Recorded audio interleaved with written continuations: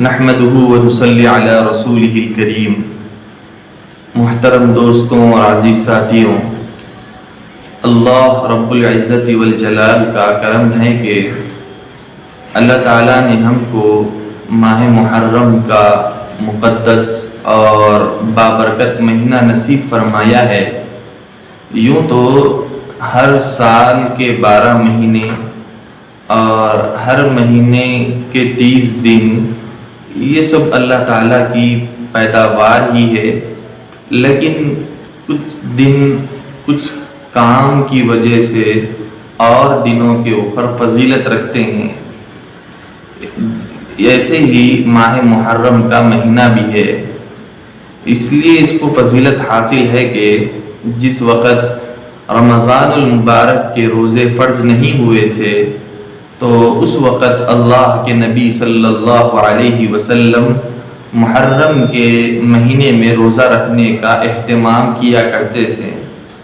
لیکن جب رمضان المبارک کے روزے کی فضیلت نازل ہوئی تو اس کے بعد آپ صلی اللہ علیہ وسلم نے فرمایا ہے کہ جو روزہ رکھنا چاہے وہ محرم میں روزہ رکھیں اور جو نہ چاہے کوئی بات نہیں ہے۔ یہ اس لیے ماہ محرم کے مہینے کو فضیلت حاصل ہے۔ اور ایک بات یہ ہے کہ ہمارے ذہنوں میں محرم کے مہینہ آتے ہی ہمارے ذہنوں میں یہ بات آتی ہے کہ کیا حضرت حسین رضی اللہ تعالی عنہ کی شہادت اور ان کی یاد میں 10ویں محرم کو روزہ رکھا جاتا ہے؟ تو اس کا جواب یہی ہے کہ حضرت حسین رضی اللہ تعالی عنہ کی شہادت آپ صلی اللہ علیہ وسلم کی وفات کے کئی سال بعد ہوئی تھی، لیکن آپ صلی اللہ علیہ وسلم نے اپنے جیتے جی 10ویں محرم کو روزہ رکھنے کا اہتمام کیا تھا۔ 10ویں محرم کو روزہ کیوں رکھا جاتا ہے؟ اس سلسلے میں یہ کہنا ہے کہ جس وقت آپ صلی اللہ علیہ وسلم ہجرت کر مدینۃ المنورہ تشریف لے گئے تھے تو دیکھا کہ وہاں پر یہودی حضرات روزہ رکھنے کا اہتمام کیے ہوئے تھے، تو آپ صلی اللہ علیہ وسلم نے ان سے پوچھا کہ آپ آج 10ویں محرم کو کیوں روزہ رکھے ہیں؟ تو ان لوگوں نے کہا کہ 10ویں محرم کے دن ہی حضرت موسیٰ علیہ السلام کو اللہ تعالیٰ نے فرعون پر غلبہ نصیب فرمایا تھا، اور فرعون کے ظلم و ستم سے اللہ تبارک و تعالیٰ نے بنو اسرائیل کو نجات فرمائی تھی اور فرعون کے لشکر کو تالاب میں غرق کر دیا تھا۔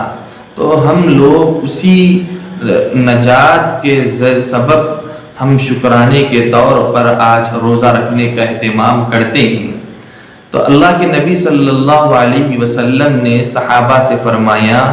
کہ آئندہ سال سے ہم 10ویں محرم کے روزہ رکھنے کے اہتمام کے ساتھ ساتھ 9ویں محرم کو بھی روزہ رکھنے کا اہتمام کرے، لیکن ایسا کرنا ہوا خدا کا کہ آپ صلی اللہ علیہ وسلم کو آئندہ سال نصیب نہیں ہوا ہے، اور لیکن آپ صلی اللہ علیہ وسلم نے فرمایا تھا کہ جو آدمی 10ویں محرم کا روزہ رکھنا چاہتا ہے اس کے لیے بہتر یہ ہے کہ وہ 9ویں محرم کو بھی روزہ رکھیں۔ اسی لیے فقہاء کرام فرماتے ہیں کہ اگر کوئی محرم کے 10ویں تاریخ کو روزہ رکھنا چاہتا ہے تو وہ 9ویں محرم کو بھی روزہ رکھیں، ورنہ ایک روزہ رکھنا یہ مکروہ تنزیہی ہے، یعنی اس کو ناپسند فرمایا گیا ہے۔ اس روزے کی فضیلت کیا ہے؟ اس سلسلے میں حدیث مبارکہ میں آتا ہے کہ آپ صلی اللہ علیہ وسلم نے فرمایا ہے جو شخص محرم کے 10ویں تاریخ کے دن روزہ رکھے گا اللہ جل شانہ اس کے 1 سال پچھلے گزری ہوئی زندگی کے صغیرہ گناہوں کو معاف فرما دیں گے۔ اس لیے ہم اس خیال اور اس نیت اور اس ارادے سے روزہ رکھیں تو اللہ تبارک و تعالی ہمارے ارادوں اور ہمارے امیدوں پر ہماری زندگی کو